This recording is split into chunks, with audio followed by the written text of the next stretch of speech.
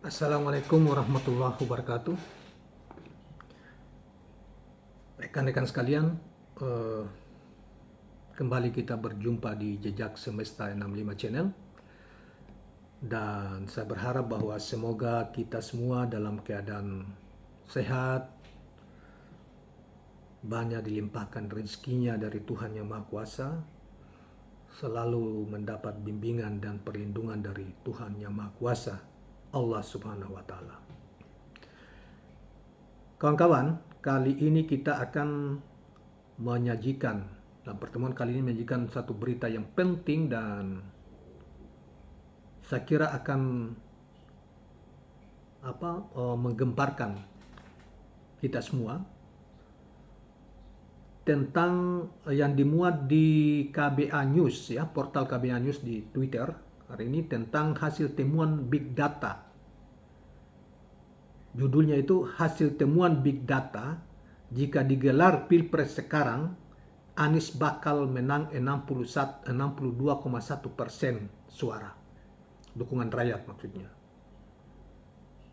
Saudara, seperti yang di video-video jauh sebelumnya, saya sudah mengatakan ada berita yang kita mendengarkan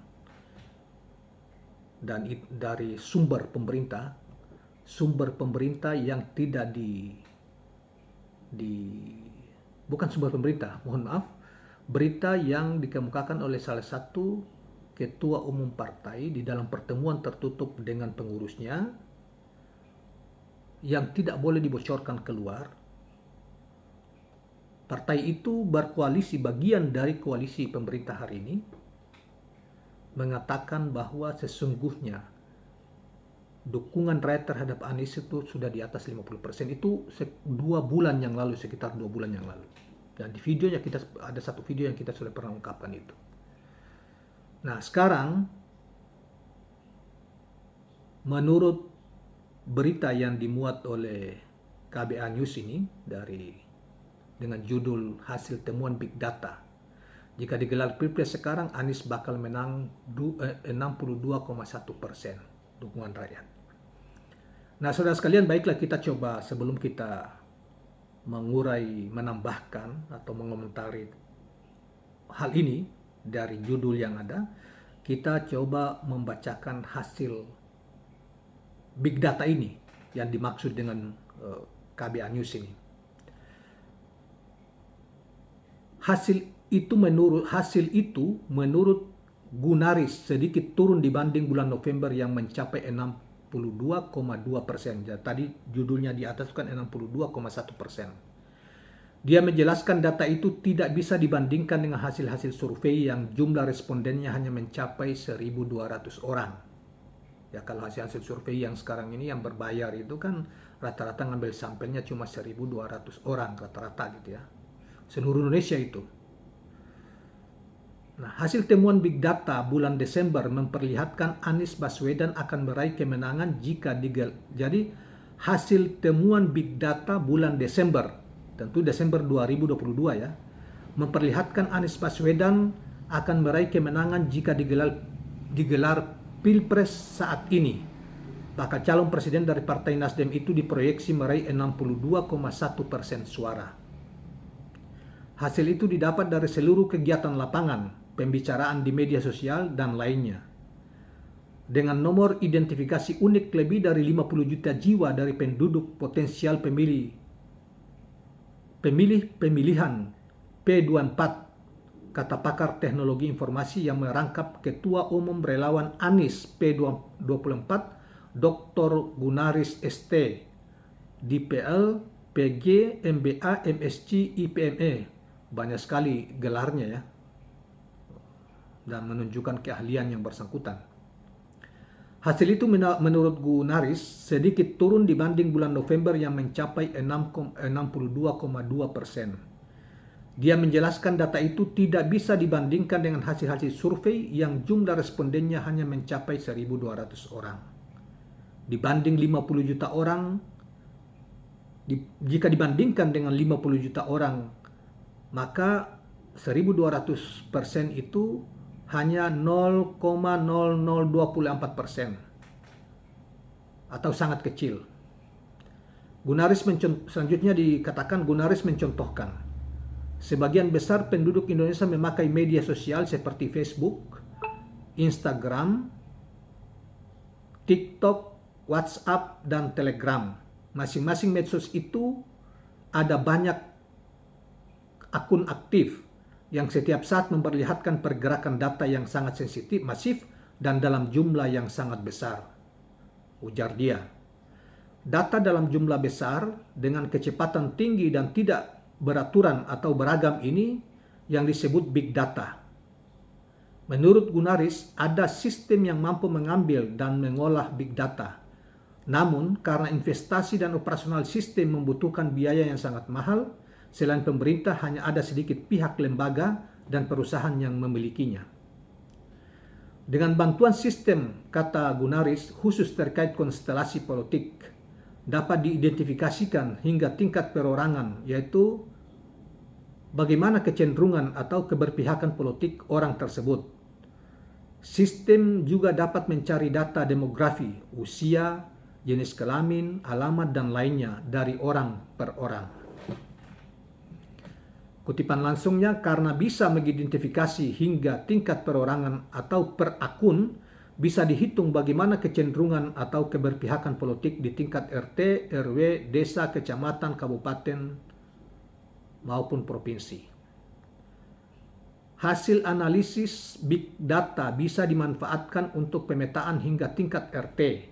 Analisa itu diantaranya bisa melihat orang-orang yang sudah sejalan atau mendukung kandidat yang diusung lengkap dengan tingkat militansinya. Contohnya, seorang yang aktif memberikan komentar positif, memposting hal yang positif, memforward hal positif mengenai kandidat tentunya memiliki skor militansi yang tinggi. Semakin banyak data seseorang atau suatu wilayah diolah, akan semakin baik data tersebut, semakin bisa dipercaya. Tutupnya yang dikutip oleh KBA News di portal KBA News ya. Demikian pernyataan dari KBA News ya tentang big data. Dan saya kira kalau saya tidak terkejut karena memang pengecekan lapangan juga kecenderungan masyarakat rata-rata seperti itu. Baik itu apalagi di seputar Jakarta dan sekitarnya. Nah, sehingga dan saya juga awal tadi saya katakan mendapatkan informasi yang valid tentang itu, bahwa sekitar 2 bulan yang lalu seorang ketua umum partai politik dalam pertemuan tertutup dengan pengurusnya mengatakan sesungguhnya sudah di atas 50% Anies itu dukungan rakyat terhadap Anies. Oleh karena itu survei-survei berbeda yang masih menempatkan Anies di bawah, misalnya beberapa survei mainstream yang mengatakan seseorang masih di atas, itu sesungguhnya boleh dikata ya namanya juga survei berbayar gitu ya, mempromosikan seseorang dan mencoba untuk melakukan penggiringan opini. Dan survei-survei ini seperti yang sebelum-sebelumnya kita katakan, bahkan strategi ini dipakai dalam rangka untuk menggiring opini masyarakat sekaligus menjustifikasi hasil akhir pemilihan walaupun hasilnya tidak seperti itu.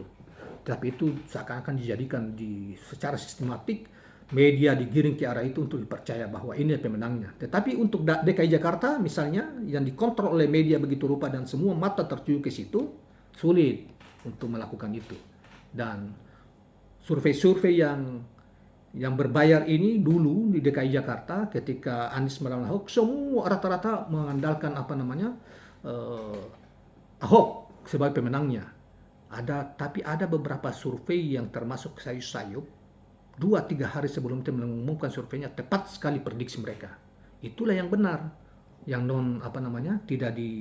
tidak mungkin dengan biaya sendiri gitu ya. Ini ya. Nah, kita percaya ini dan kita juga disodorkan fakta bahwa yang bersangkutan ketika pergi misalnya di Makassar, di Medan, di Jawa Barat, di mana lagi di Yogyakarta, luar biasa di Palu, luar biasa masyarakat seakan-akan merindukan sosok kepemimpinan Indonesia ke depan. Itu sosoknya adalah Anies Rashid Baswedan. Saya tegaskan lagi, saya yang namanya Anies Rashid Baswedan itu sampai detik ini tidak pernah berjumpa dan tidak pernah berkomunikasi, dan dia pun kalau kita kan tahu karena dia public figure, tetapi dia sama sekali tidak mengenal siapa saya. Jangan sampai cuma kita melihat gagasan dan kerja-kerja beliau serta perilaku beliau. Saya kira ini orang kalau menjadi pemimpin Indonesia ke depan di pemilu yang akan datang, maka banyak harapan yang kita bisa gantungkan kepadanya untuk melakukan perubahan-perubahan mendasar demi Indonesia yang maju dan sejahtera. Saya percaya orang ini, yaitu Anies Baswedan, dengan kapasitas yang dia miliki, keterdidikannya yang luar biasa, mulai dari sejak dari SMA dia sudah menjadi aktivis, apalagi mahasiswa, kemudian sekolahnya di luar negeri, doktornya juga soal ekonomi, pahamlah soal ekonomi gitulah, dan dia bisa ibarat sebagai seorang dokter bisa membedah dan mengobati penyakit yang dialami oleh Indonesia hari-hari ini dan di masa yang akan datang. Nah, bukan saya menyanjung, bukan, tetapi ini kita melihat fakta rekod kepemimpinan dia di DKI misalnya, dan rekod yang bersangkutan ke belakang sebagai rektor Paramadina, Menteri Pendidikan, dan lain sebagainya. Saya yakin kalau rakyat percaya dan memilih yang bersangkutan, misalnya pemilu 2024 yang akan terpilih, inilah pemimpin Indonesia yang akan mengantarkan Indonesia ke fase Indonesia emas, bisa terwujud di masa yang akan datang dan bisa menjadi kebanggaan bangsa ini di panggung internasional. Karena yang bersangkutan ini sudah banyak sekali ketika masih jadi gubernur, jadi rektor, apa-apa, sudah menjadi referensi dunia dari sisi pengetahuan yang dimiliki tentang berbagai soal di panggung politik maupun ekonomi dunia. Sebelumnya, apalagi di masa-masa hari. Kemarin juga kita saksikan bagaimana dia pidato tentang masalah ekonomi, koperasi di Ingkut ya, yang dipimpin oleh Bapak Nurdin Halid ya, diundang untuk memberi semacam pembekalan atau pandangan-pandangan dia tentang masalah ekonomi dan kaitan masalah koperasi sebagai soko guru ekonomi Indonesia. Menarik sekali. Saya kira teman-teman sekalian, kalau Anda ini cari di YouTube, karena kelihatannya sudah dimuat juga di YouTube, untuk bisa menonton bagaimana kapasitas yang bersangkutan menjelaskan tentang ekonomi dan kaitan masalah pembangunan koperasi pada waktu diundang kemarin. Saudara sekalian, saya kira itu yang ingin kita sampaikan, terutama berita tentang big data ini, dan satu lagi kita juga ingin mau sampaikan, lihatlah polling ILC yang berakhir jam 7 sore tadi, mulai dari kemarin jam 7 kemarin sampai tadi. Kalau Anda salah di atas 50-an ribu orang ikut berpartisipasi dalam polling itu, dan Anies ternyata hasilnya nyaris sama. Hampir 59% sekian di polling itu memenangkan Anies, dan Ganjar cuma 8%, dan Prabowo malah cuma 10%. Yang mengejutkan Erlangga 15%, Erlangga Hartarto, Ketua Umum Golkar. Nah, tapi nanti kita akan buatkan berita itu tersendiri. Ini sebagai informasi awal aja. Terima kasih kawan-kawan sekalian atas perhatiannya, mudah-mudahan bermanfaat. Jangan lupa subscribe, like, dan share channel ini. Assalamualaikum warahmatullahi wabarakatuh.